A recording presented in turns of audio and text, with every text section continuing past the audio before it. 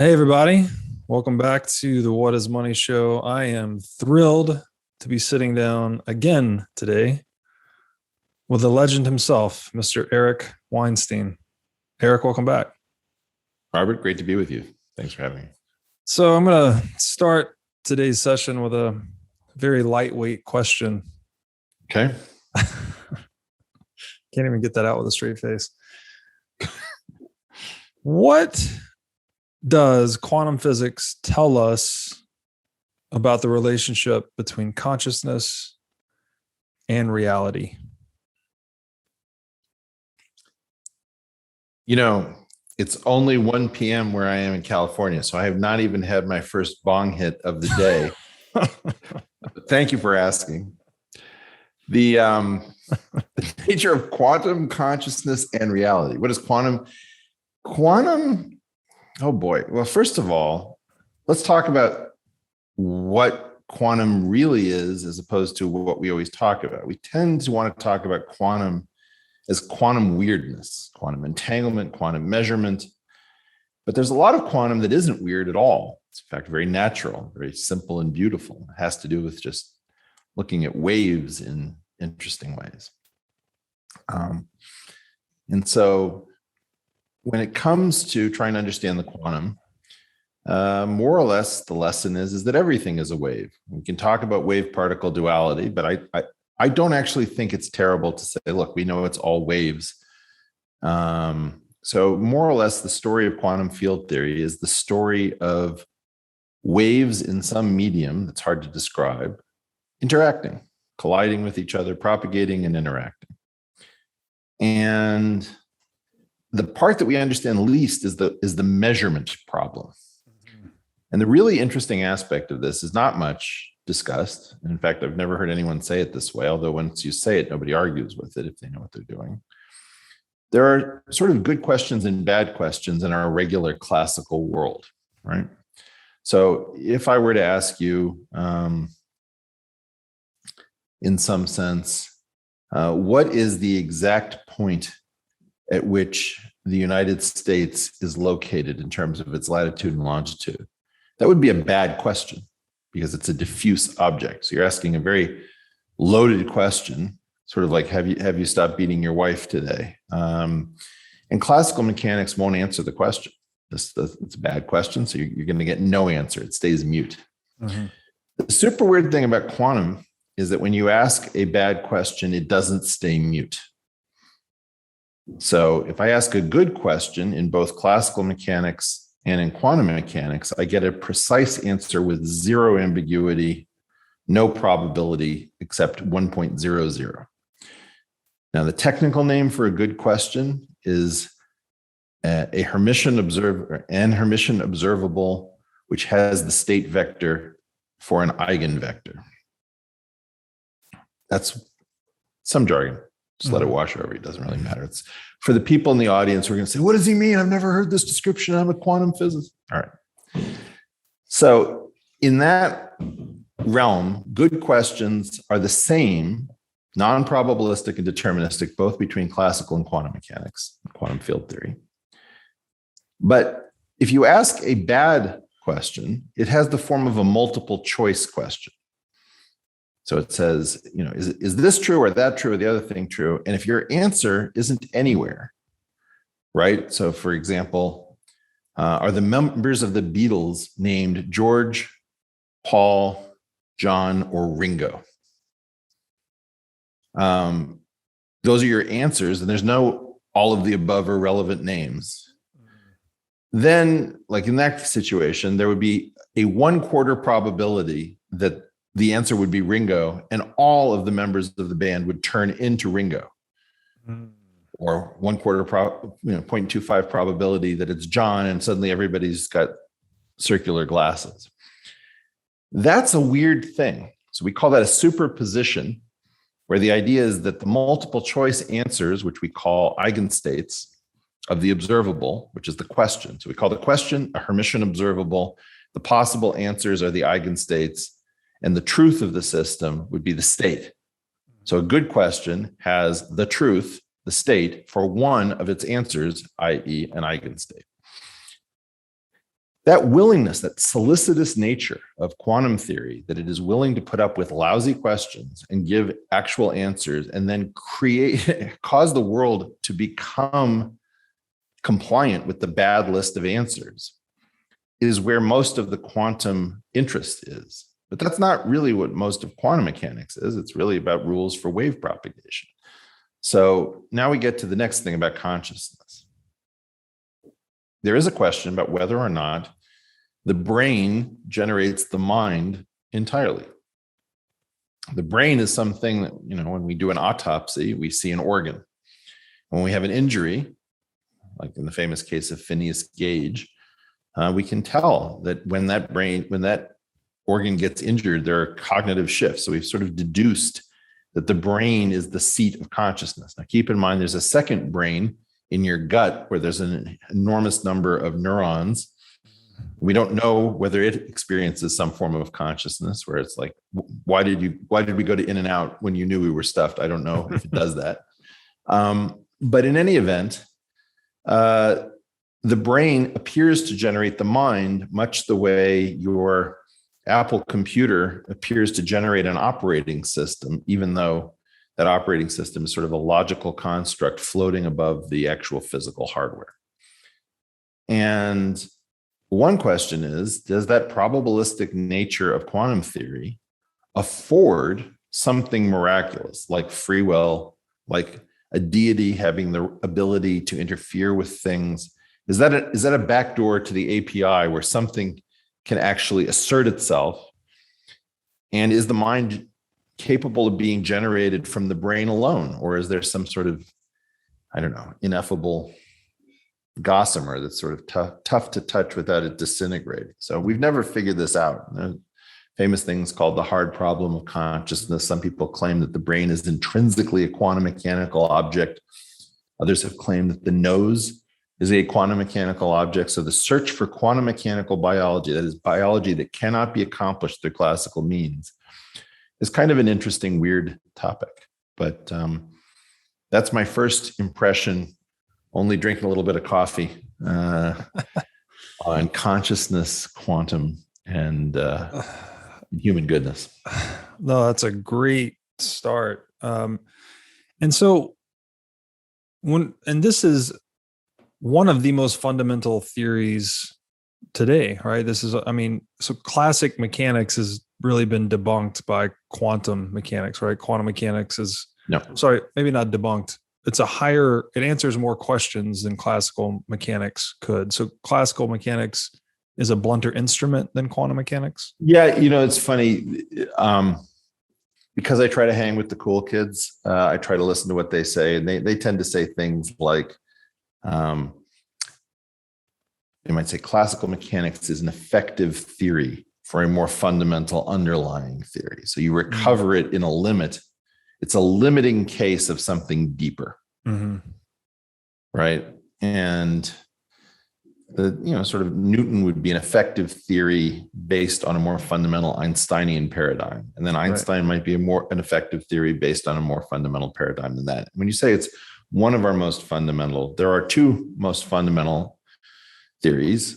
Most people would say quantum mechanics, which is not really exactly right. So if you want to hang with the cool kids, you have to say quantum field theory, which is quantum waves on top of classical waves. But there's some controversy there because maybe that's how we've done it, but maybe you shouldn't have had classical waves to begin with at all. You should have started from an intrinsically quantum mechanical perspective. And by this point, we've chased all reasonable people out of the room because they feel dumb and small. And this is terrible because you're entitled to know what is known about reality at its most fundamental level. And just the way you have, even Steve Jobs had no exact idea how an Apple computer worked. It's too complex. There's too many people involved. And he was making Apple computers. I would say that there are very few people who can understand what quantum field theory means, in part because it has some of the world's worst pedagogy, or at least did historically. And we're getting better at teaching it. But really, up until the 1980s, I would say, quantum field theory didn't look like a beautiful unified structure. It looked like a grab bag of different tricks that were invoked at random. to me anyway. Mm-hmm. And then a small number of people, Michael Atiyah, Ed Witten, Dan Quillen, Graham Siegel, more or less figured out, a few others, that this was all natural, that this grab bag of tricks actually had a unified description. And that, more bizarre still, just the way you may have initially developed the calculus in order to understand the motion of planets or galaxies or who knows in the night sky, it turns out quantum field theory really isn't about physics. It's a structure that is used by physics. It was developed in physics departments. Nobody else had the foresight to see that the structure was necessary. But you imagine that somebody's only seen calculus to describe physics, and then they suddenly see that an accountant is using it to optimize a client's profitability for unit of risk undertaken. And then you're thinking, wow, that looks like physics. No, the point is that the math that is found first in physics looks shocking when applied to other things, but it very often applies much more generally. This was a point raised by Paul Dirac, I think, in his luncheon speech when he was receiving the Nobel Prize along with Schrodinger. Yeah. So what I'm getting at here, I think, is that quantum mechanics, and so we had this classical mechanics view of reality that was atomized, the billiard balls, clockwork universe. Right. For every action, there's equal and opposite reaction, et cetera, the Newtonian model. But quantum mechanics at a higher resolution basically says that these, what we've been calling particles, are really just wave interactions. Is that correct? So, yeah, again, we're going to get into part of the problem. Let me just tell you, let me let your listeners who aren't physics math people in on a little secret. Whenever you try talking to the public, you have two voices in your ear. One in the public that says, can't you just speak simply and plainly and make sense? And your colleagues who sit around saying, you forgot to dot an I, you didn't cross that T. And you really need to tell your colleagues to screw off. But it's very hard because they're looking for every opportunity just to zing you. So in part, I'm going to try to bridge that gap in favor of your audience. But just keep in mind that in part, I have to sort of think, oh, he just said quantum mechanics. So I have to correct him and say quantum field theory or this, that, and the other thing. Right. Okay. Yes. Quantum field theory. So let's just say the quantum in order to sidestep the issue. Fair. If you think about what is called a soliton, it's a very good example of a concentrated wave. This was discovered initially by somebody on horseback looking at a wave in a narrow channel of water by the side of the road. And I think he rode for half a mile or a mile, and there was this wave that was in shallow water that didn't dissipate. So if you pulled back far enough, you could be forgiven from saying, okay, there's some dot that's moving along a water channel, and I don't even see it as a wave. I can see it as sort of a point-wise disturbance. So that concept sort of shows you that a wave can look a whole lot like a particle. Right? You can have a wave that doesn't spread out. And I think that more or less, I don't really think about particles at all. I think about waves that are highly concentrated. And when I need the concept of a particle, I imagine, okay, I've got a tiny little disturbance in some medium that's highly concentrated, and it's effectively zero everywhere and non-zero and peaked in one small location. Think about I don't know. If you look at a bell-shaped curve for a very concentrated distribution of traits, you'll notice that you can adjust the variance of that bell, the width effectively of most of the mass of that bell, so that it can be as concentrated as you like. And in some limit, there's something called a Dirac delta function, which is sort of the infinite limit of a series of narrowing bell-shaped curves where the bell becomes more and more peaked and it falls off ever more drastically. So in part, that's kind of our concept of a particle, is that we're thinking about it in terms of a very steeply concentrated bell-shaped distribution. Got it. And the distributions themselves are probability distributions? No, you recover probability distributions from them. Mm-hmm. So in other words, weirdly, the complex numbers that you were tortured with in high school make an appearance, and the waves are waves that have a complex number sort of aspect to them. But then you don't use the complex numbers so much to create. So in other words, the waves that are actually propagating are generating probability distributions which have less information than the original wave functions. Okay. So it looks pretty similar. We all get confused from time to time about this, but the waves and the probability distributions are tightly related, but not exactly the same. And the complex numbers are probably the most obvious difference between them. Okay. And so one of the most mysterious things about this general rubric of quantum we're using is that reality actually changes shape based on the way we look at it. And maybe this is in relationship to the wave particle duality of light. And so my general question here is, you referred earlier to this logical construct of the operating system sitting on top of the Apple computer. And there's been some theory put forth. I'm reflecting here on the book, The Case Against Reality by Hoffman, where he's positing that consciousness is like an interface. Like what we think is real, like we're observing objective reality, we're actually seeing some biological interface. So is it possible that we are seeing some biologically generated logical construct of reality versus reality itself when we're performing these observations? Well, boy, so you're dragging this guy Hoffman in, and I've heard him on a few podcasts, and he and I have never run into each other.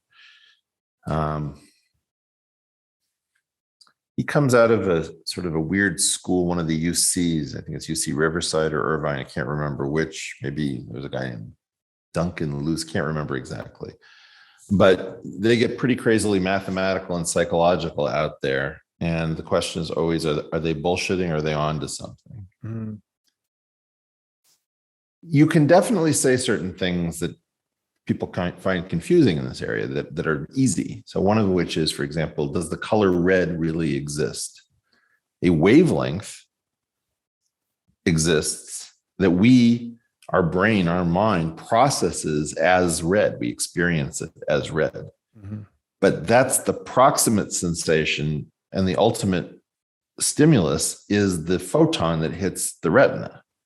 Mm-hmm. Right? So the retina gets hit by a photon of a particular nature, and it sends a signal, and the brain says, let's conjure up some of that redness and feed it to the visual cortex, or maybe it produces it in the visual cortex. That's a good example of something where the subjective impression isn't really in the outside world. It's something that we used to tag it. Then you have questions like the default mode network that's popular in psychedelic discussions. Mm-hmm. Is the principal feature of the mind or the brain that it has to screen out almost all of reality. You could certainly see this, for example, in your retina, since we're talking about that with the fovea versus the peripheral area. Your brain probably couldn't handle a highly resolved picture.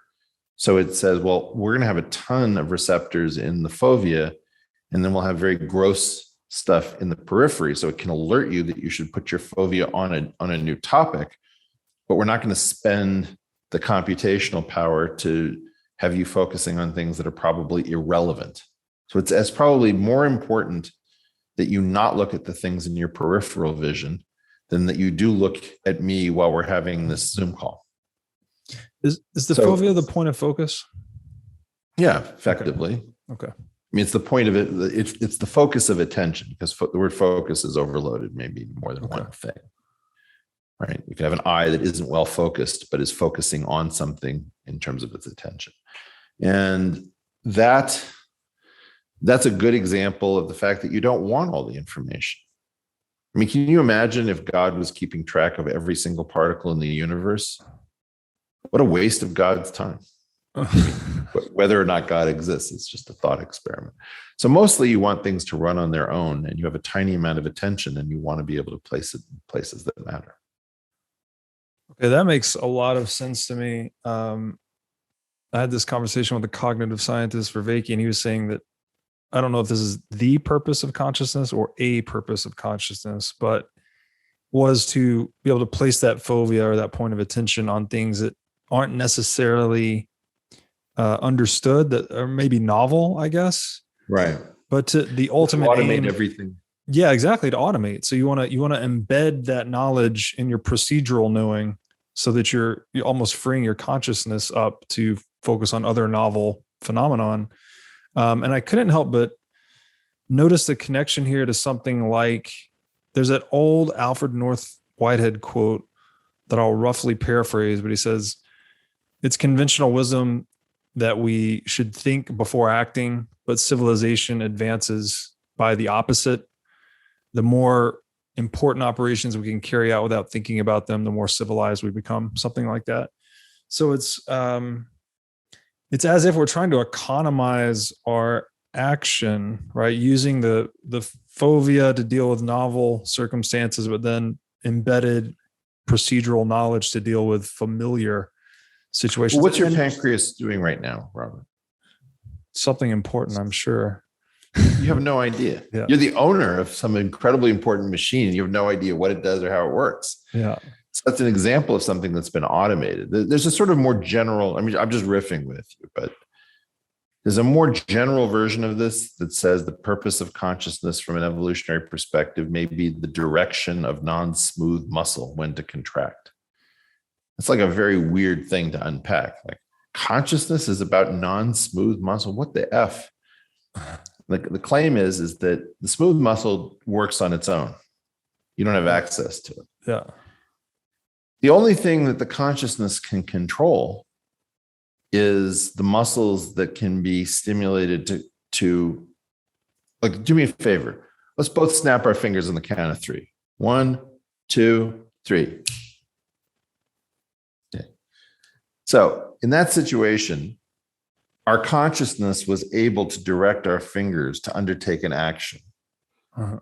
Right? Whereas if you tried to tell your body to do peristalsis, it wouldn't know what to do in terms of moving food along your intestines or whatever.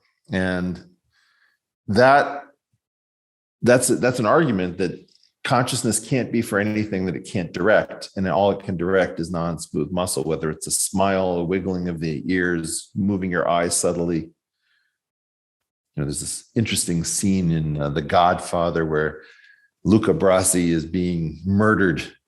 And just before he's murdered, he wants to light a cigarette. He's been offered a drink. And Philip Tattaglia is looking at Luca Brasi getting a cigarette lit. And almost imperceptibly, he just looks up ever so slightly when he sees that Luca is not looking at him, but he's looking at the cigarette to see whether the guy who's behind him is in place to garrote him with some piano wire. And you're just thinking, like, that tiny little move is the only clue Luca Brasi has that he's about to be murdered, and he misses it because Tattaglia is directing his eye to do something ever so slightly. Mm-hmm. That was just an example of a tiny non-smooth muscle that got moved that had serious consequence. Interesting. Wow. Okay. So I love that you brought up the default mode network. Michael Pollan, I don't know if I haven't read his book, but I just saw him do an appearance describing the default mode network as this. The analogy he used was a ski mountain, actually, with well-worn ski grooves in it. And that if you consider that those ski grooves are kind of like our habituated patterns of action, that we tend to kind of just fall into these patterns we've been repeating over time. Then he also described psychedelics as a disruptor to the default mode network, which he analogized like a coat of fresh powder on the mountain so that you could draw new pathways. That is, I guess, so from a fractal standpoint, which I kind of view the world fractally. I don't know how you feel about that, but I guess we can talk about it. My theory here is that the default mode network, so these habituated patterns of action that we have, there's a fractal external representation of that in our social institutions, right? We ritualize these things. And there's the book Things Hidden Since the Foundation of the World talks about this, how religious ritual ultimately becomes social institution. So is then the state, as in the government, is it one of these reflections of collective default mode network that we just ritualize these behaviors and then sucked into a libertarian road to serfdom Austrian economics perspective? I'm just theorizing out loud. This might all be completely bogus. That's cool. Yeah. Well, like, for example, let's talk about Jimi Hendrix and the national anthem. That's a good answer to that question. Jimi Hendrix might have been on acid. And what he did to the national anthem, well, I don't know how much we want to go into this. I think it's a fascinating story. Before Jimi Hendrix did that, a blind Puerto Rican genius by the name of Jose Feliciano, a virtuoso guitarist, was, I guess, in San Francisco, maybe it was the World Series, invited to, I think people thought they were being progressive. We'll have this Puerto Rican blind genius, we can feel good about ourselves. He'll do the national anthem. And man, did he do the national anthem. And it was even more shocking than Jimi Hendrix's, because it was a little, you remember the guy, what's his name? Israel, can't remember his last name, who did Over the Rainbow, Hawaiian style. Is he the heavier set guy? Pardon me? Yeah. Like heavy set guy. I know who you're talking about, but I don't know the name. Yes. The song's amazing. So, yeah, but he was not hearing the same song that the rest of us were. He was just on his own trip, totally different chords. And that's what Jose Feliciano did to the national anthem. He played this Puerto Ricanized version, very melodic, just a genius idea. And the switchboard lit up, which is like, you've desecrated America. This is the end of the world. And I believe that that's what Jimi Hendrix was reacting to. It's like, oh, you're going to pick on my Hispanic friend from outside the system. Well, check this out during the Vietnam War. We've got bombs bursting in air. And you're going to hear that on my Strat. So that was a good example of this, where it's shocking because we've all been grooved. But after that, are we shocked? No. In fact, if I hear some super talented, if you show me Whitney Houston or Joe Satriani or somebody playing the national anthem, and I just get a straight national anthem, I want my money back now. Right? Because I'm hella skiing. I'm not doing this groomed runs with the hard packed powder with the cats. I'm looking for a once in a lifetime experience. So fly me to the middle of some glacier and let me risk my life in an avalanche. But I want something that I can put on my or take off my bucket list. Hey, everybody. As you've no doubt learned by watching this show, Bitcoin is the single most important asset you can own in the 21st century. And one of the most important companies in Bitcoin today is NYDIG. NYDIG's mission is to get Bitcoin into the hands of as many people as possible. One of the ways they are accomplishing this mission is by empowering banks and financial technology companies to offer their own Bitcoin products and services. As a true game changer in the industry, NYDIG is safely unlocking the power of Bitcoin for forward-thinking individuals and institutions alike. Led by Robbie Gutman, Yin Zhao, and Ross Stevens, NYDIG has absolutely exploded onto the Bitcoin scene recently and has quickly become a leader in this space.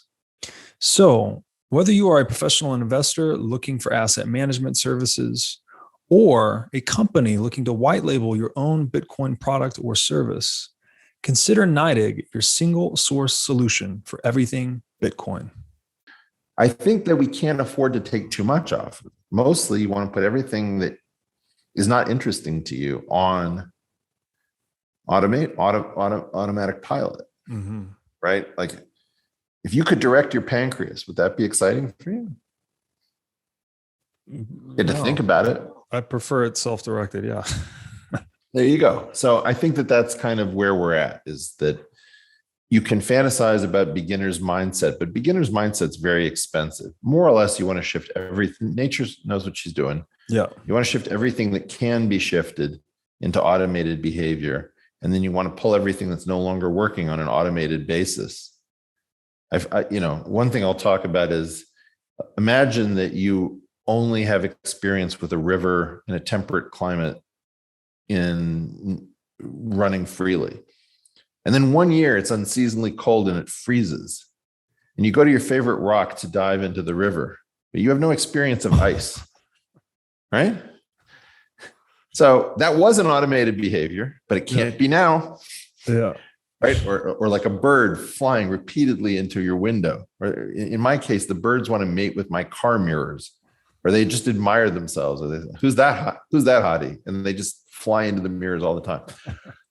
You've got to make sure that if you're making an error, that you go back towards consciousness. So I think we both automate and de-automate. That makes a lot of sense. I've heard a definition that Jeff Booth put forward for intelligence was error correction, actually. So you want to error correct. You want to get this thing in a form of autopilot, put it in procedural knowing, and then go focus on other things that need to be automated. So there's a connection then between this pursuit for automation internally and externally. We're doing it through social institutions. Does this get us back to I'm sorry, I forgot the term. Kayfabe? Kayfabe. Kayfabe. No, don't say kayfabe. Kayfabe. It would be kayfabe. Sorry.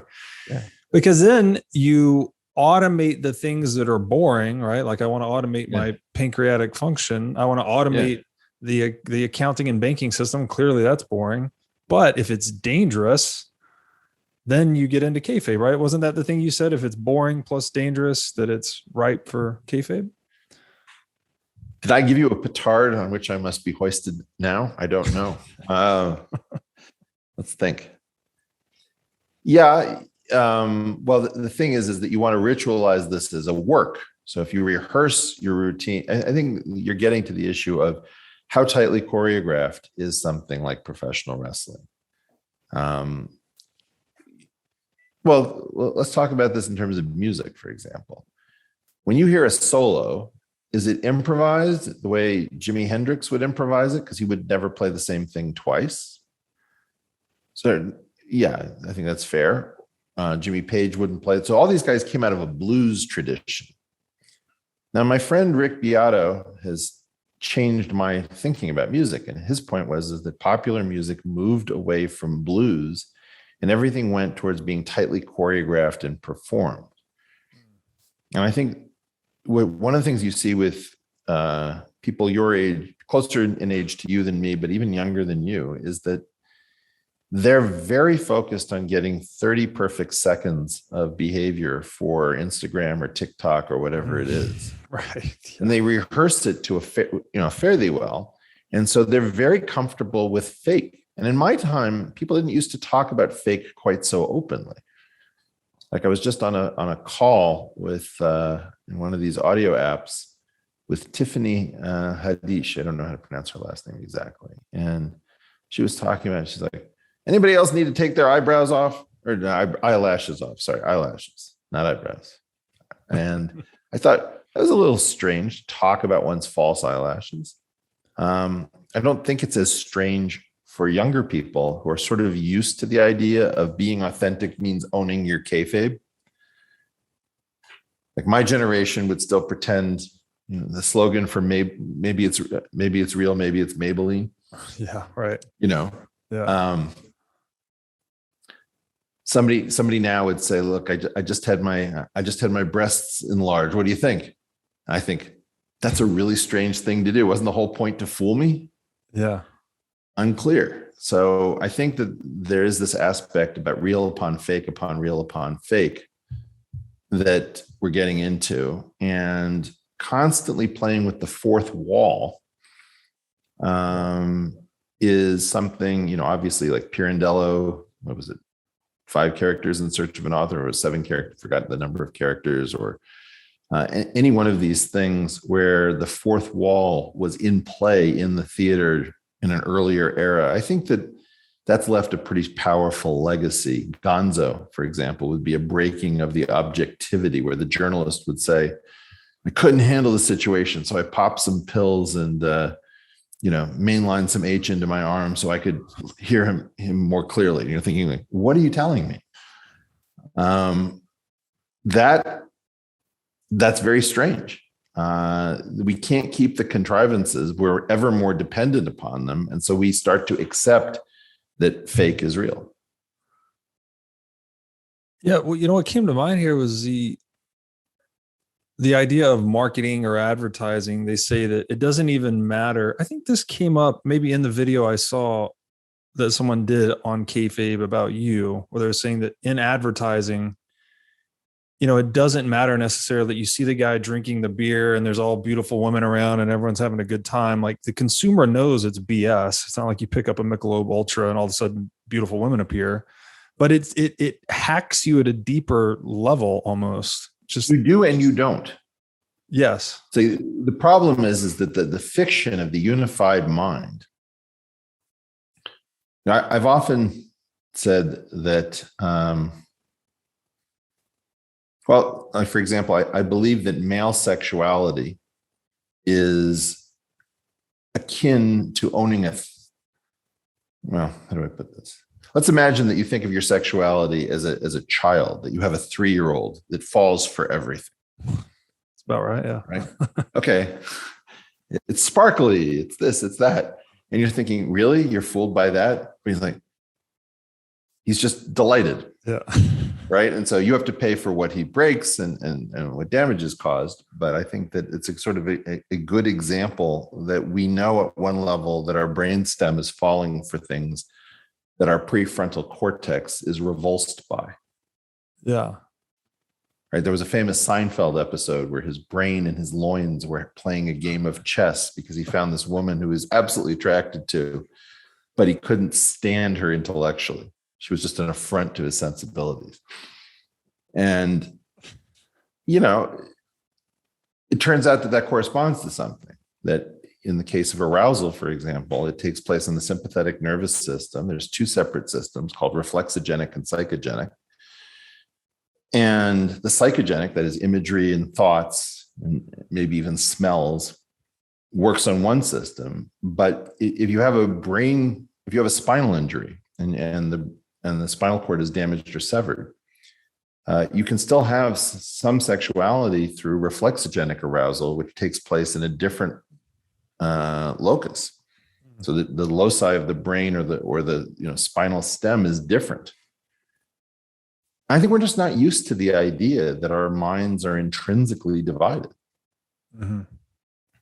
And this, for example, came up when I had an erotic actress on my podcast, where I was determined to do an entire episode without any sexual heat, because my claim was we couldn't normally have a discussion because everyone will giggle and laugh because of what she does for a living. And therefore we can't discuss something super important. And sexuality and pornography are examples of something that are transforming our world that we can't talk about, because any attempt to talk about it triggers this unwanted brain process. Like, you're trying to have a serious conversation about something that might have life and death implications. It might have, really significant life implications for somebody entertaining a career. Who knows? We can't do it. We're not smart enough to realize that we've got to locate the conversation in one place. And that's partially why we have very sort of sterile terms.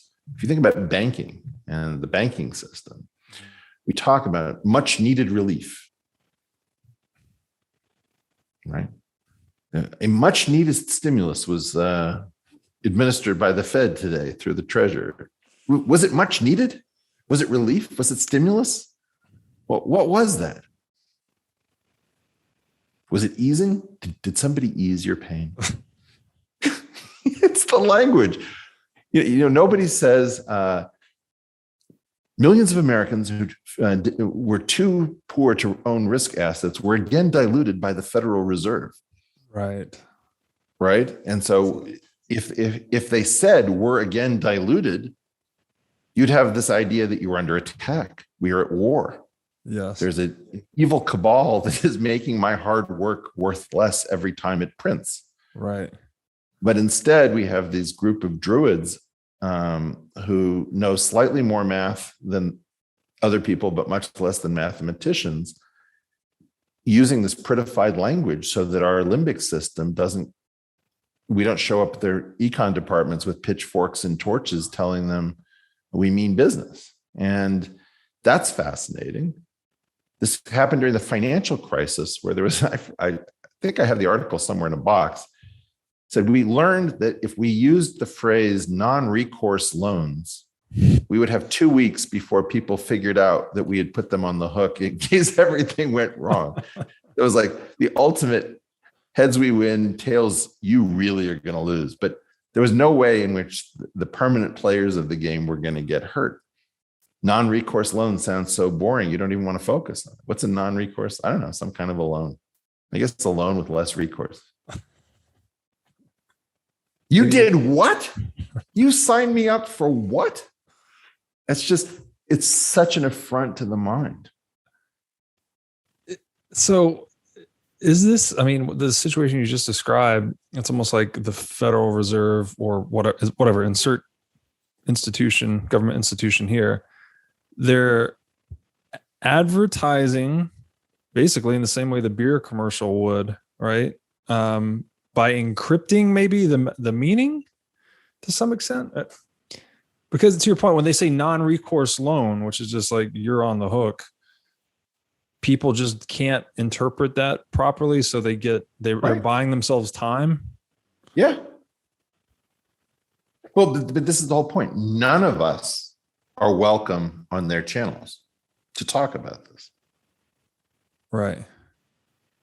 If somebody said non-recourse loan or troubled asset relief, today the Troubled Asset Relief Program, or TARP. What troubled asset? Well, the problem is that we can't actually sell these assets. Oh, you can't? Because I'll buy them. Just knock the price low enough, I'll buy them up myself. Oh, you mean you can't sell them at a price you like? Right. Because I'm pretty sure that I would like to sell my Volkswagen Passat for $2 million and I can't find a buyer. Can I get my troubled automobile relief program?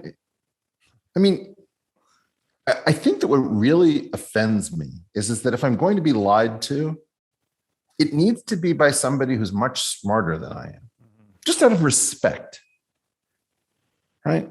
The problem is we have people who are lying to us as if we're, mentally disabled fourth graders. And we're like, no, you can lie to me. I don't expect the full truth from anyone. But this much lying this poorly is not really something that I was looking forward to as an American adult.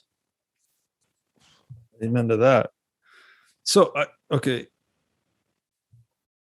Is this type of advertising, I'm thinking between the Fed here and the beer commercial, are they both preying on, is it the psychogenic or reflexogenic system, or is it that's for arousal, right? We could do the same thing with food. Well, I was just thinking stimulus package, right?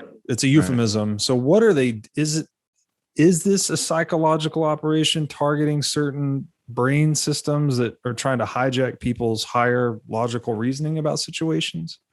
Well, you ever go to a ridiculous restaurant where my name is Dwayne and I'll be taking care of you this evening. Oh, Dwayne, what's on the menu? Well, we have flame-kissed ahi, drizzled, soaked, kissed. It's like, are you trying to seduce me or are you trying to tell me what's on the menu? We have different conjugations of language depending upon what we want. Now, if you ask for everything to be incredibly clinical, you're not going to have a great life. Maybe everything will be accurate, right? But like if somebody offered you, I mean, do you eat hamburgers? Oh yeah. Okay. Robert, we happen to have an abattoir here where we slaughter our own cows. Would you like to inspect it so that you know exactly what's going on? It's like, actually, I don't want to see what you're going to do. I know that somehow it's connected to a cow that used to be alive. But if I offered it, would you like one of our dead flesh burgers? It was killed within the last 2 weeks. Okay, so this is the dead flesh of a cow. It's a freshly ground carcass. Exactly. You don't want to know certain things. You don't want to be thinking about them. So in certain senses, we ourselves want not to use particular language. I think there's a feature in English, which is a Teutonic language, so it's Germanic, but it's got a ton of Romance loan words, right? And so I believe that the food versions of an animal are usually Romance, and the description of the living animal is usually Teutonic, right? So my guess is that something like cow might be closer to German, and beef bourguignon is going to be boeuf, it's going to be French and Latin derived. So we maintain different words for the same things depending upon whether we want to visualize. Philip, what's his name? Jeez. Can't even remember the architect's name. It's on the tip of my brain. Who did Glass House. I think it's in Connecticut. The house where you can see every bit of the house from every other part of the house, I think, except for the bathroom.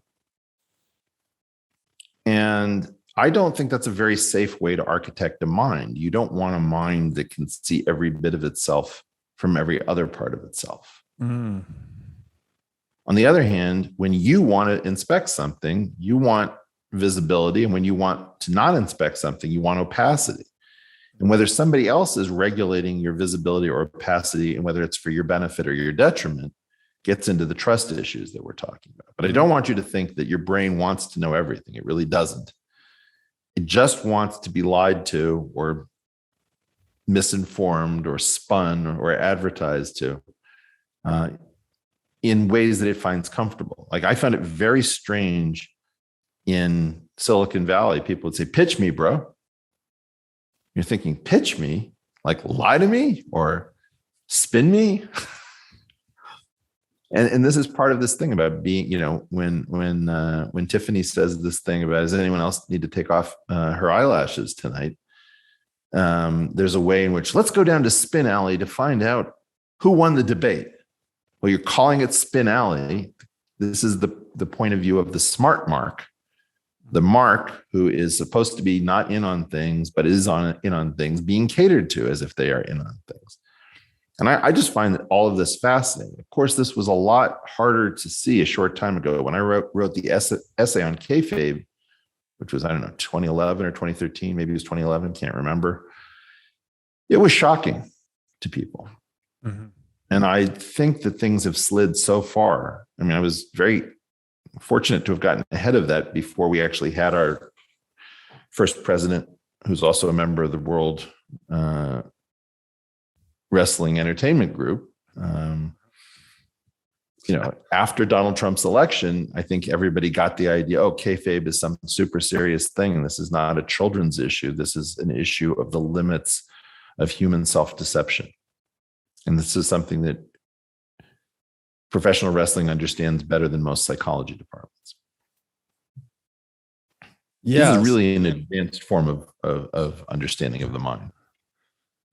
Yeah, it really is. And it's shocking almost. I'm recalling here that our earlier discussion of psychedelics, in a way, it's like, it seems like a lot of what the mind is doing is filtering out, right? So we can focus on things. And so I guess that involves the threat of self-deception or external deception. Someone can prey on that opacity. but we also want it, right? We want to eat the sausage, but not know how the sausage is made, kind of thing. We want different things at different times, and we're balancing, we're fine tuning our own. I want to know, I don't want to know. I want it, I want this in stark terms. I want this in prettified terms. Mm-hmm. You know, there's a theory in psychology that says in order to deny something effectively, you actually have to keep a very good copy, because otherwise you wouldn't know what the contours of the object were. Mm. So if you don't want to run into a truth that might destroy your entire life because it would obligate you to action. Mm-hmm. You know, very often in like a violent picture, the bad guy who's stronger does something super insulting to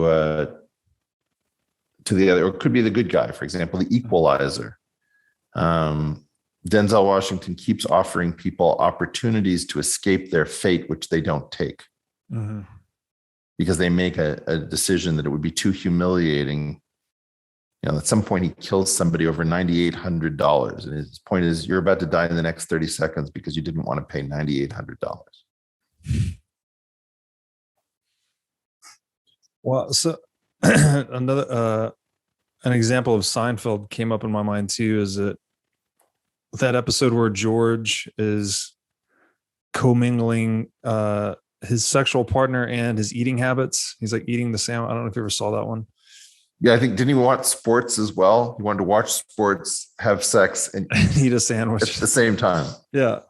And it's kind of like that circuitry, right? That same circuitry that we want to eat, you know, that is our appetite for food is also the appetite for lust and these other things. So I don't think so.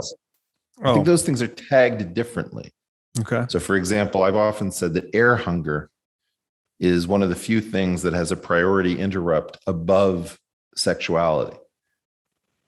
Right? For men, sexuality was such a rare thing to come by that nature determined that you should risk death for a single opportunity to advance your genes. And you see this in like sexual cannibalism in arachnids and in mantids, where the males have to risk death in order to advance. And they don't always die. The female doesn't always eat her mate. But if she does, she stimulates the mate to copulate maximally vigorously, because there's never going to, you know, if your head is bitten off, there's going to be no second chance.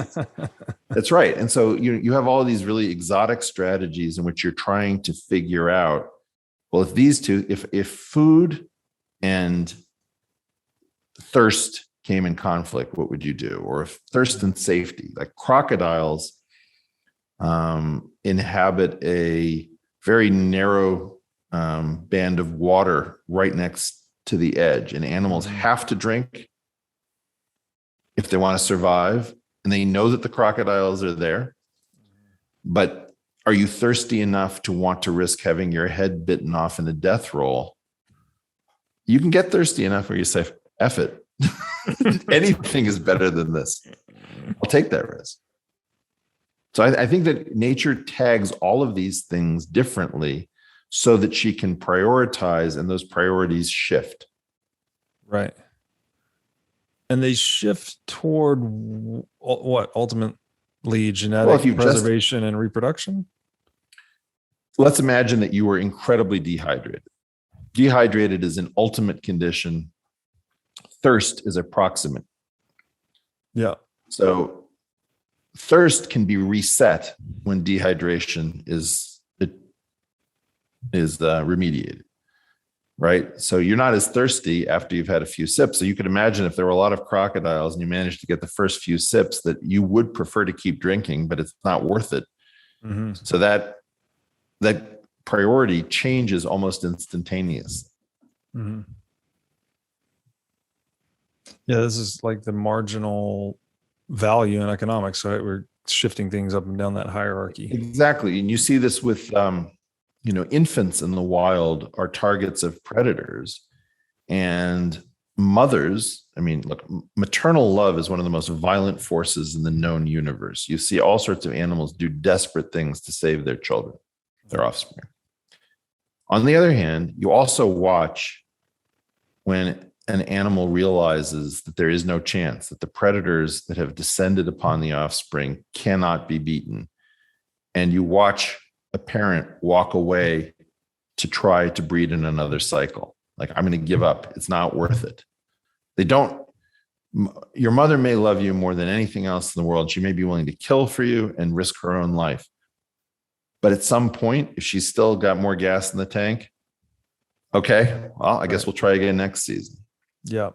Which makes all the sense in the world when evaluated through a genetic perspective, right? Those genes are basically telling the vehicle to go try again somewhere else. Well, but this is the thing. Who wants to actually explore all these questions? Like, once you have a couple of kids and they say, okay, hypothetically, mom and dad, if I were in a situation in which this, and my sibling was in a different situation, what would you do?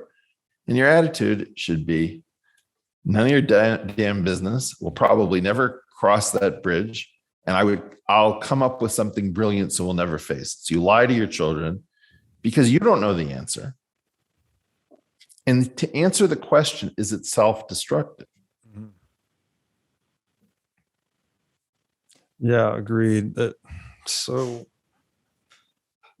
so interesting. So how then, it's like we have to, and this maybe plays into the useful fictions that we have to have as humans as well, right? Like, government, language, money, these things are all useful fictions in a way. So we have to deceive ourselves to some extent to organize ourselves, to economize our action, to economize our conscious bandwidth. If we just opened it up, then there's too much.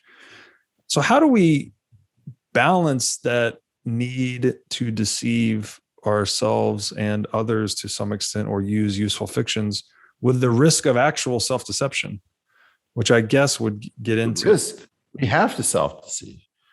Bob Trivers wrote a book about this called The Folly of Fools, where if you don't have self-deception, you're toast. I mean, look, I think I have something like 10,000 days left in my life.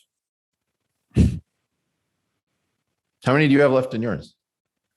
I mean, who knows? Well, you could calculate it. Yeah. You could call up your insurance company, figure out where you are in the life tables, right? Yeah. And then you could have some variance, and you have a pretty good idea of how many days you have left. Yeah. Very few people calculate it. Yeah, I have not done the math. That allows you to get up every morning. You screwed up yesterday. Yesterday was a waste. Figure out what percentage of your remaining life yesterday was. It'll depress you. This way, you have an infinite series of tomorrows until someday you realize, oh, that's not true. Yeah, self-deception is incredibly important.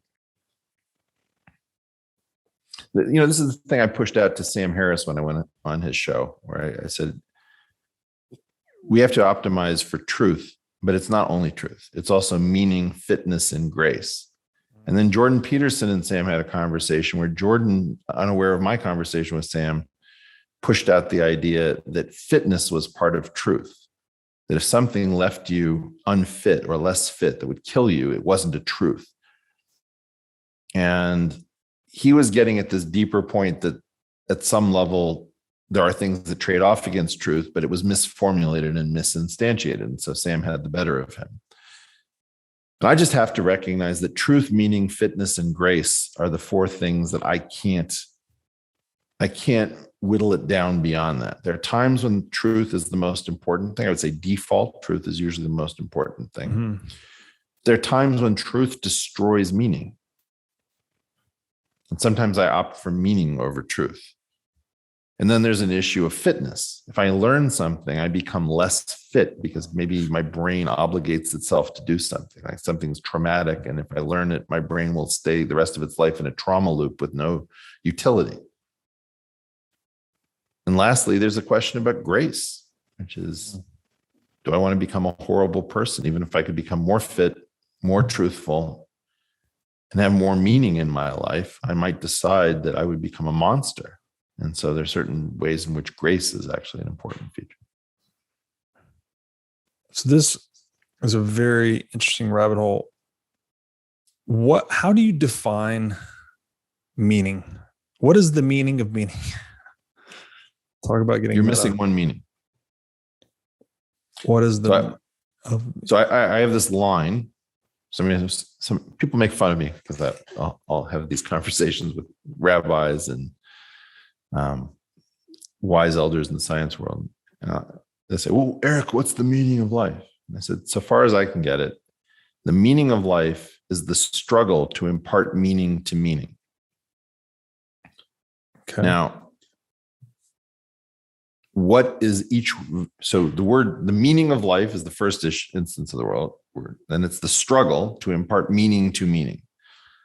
So the last meaning is the proximate sense of meaning. Our brain has a sense that something momentous is happening. Mm-hmm. You know, like the birth of a child. We have a feeling of meaning. That's a proximate sense that our brain can tag anything with. I'm sure that there are certain drugs you can take in which everything becomes highly meaningful. Mm-hmm. And it's not because everything is meaningful. It's because that tag is somehow loosened up.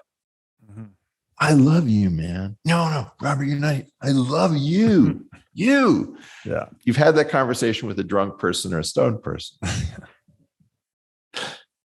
You may be that drunk or stoned person. Okay. So then you're trying to impart meaning to meaning. Well, it happened that when I took that drug and I felt that I was one with the universe, that was kind of not really right. But when I had the birth of a child, that was meaningful. I was perpetuating the species. I was leaving a copy of myself because I will die and this thing will also die, but leave a thing that will leave a thing that will leave a thing. And maybe the idea is that perpetuation is a part of actual meaning. And you could also take the attitude and say, actually, that's not good enough. So Agnes Collard, for example, says that meaning has to ground out in this life and can't be infinitely deferred. Mm-hmm. Interesting perspective. We can talk about the structure of it. And then you're talking about the meaning of life isn't either of those two meanings in my little aphorism. It's the struggle. And why is there a struggle? It's because if you actually claim that there's no meaning to life, so you go back to Shakespeare and sound and fury signifying nothing, then you've failed because you're no longer struggling. That's stated with confidence, that life is but a poor player who struts and frets upon the stage, or whatever that quote is. That is not success. Or if you say, you know what the meaning of life is? It's Jesus. Well, now you've arrived. You're not struggling anymore. You've just found that you can put the meaning of life onto a word you call Jesus, and you've now opted out. Mm-hmm. So the struggle to impart meaning to meaning is to keep the ultimate version of meaning, like doing something good or something intrinsically beautiful and transcendent or whatever, tied to the feeling of transcendence. And those things you have to be struggled with to be kept together. Mm-hmm. So, yeah, I think that there's three different concepts of meaning here. And ultimately, you need struggle between them, because otherwise you'd reach an answer. And then what would you do? What would you do beyond that? Right. You've already found the meaning of life. So I guess you watch reruns of Gilligan's Island.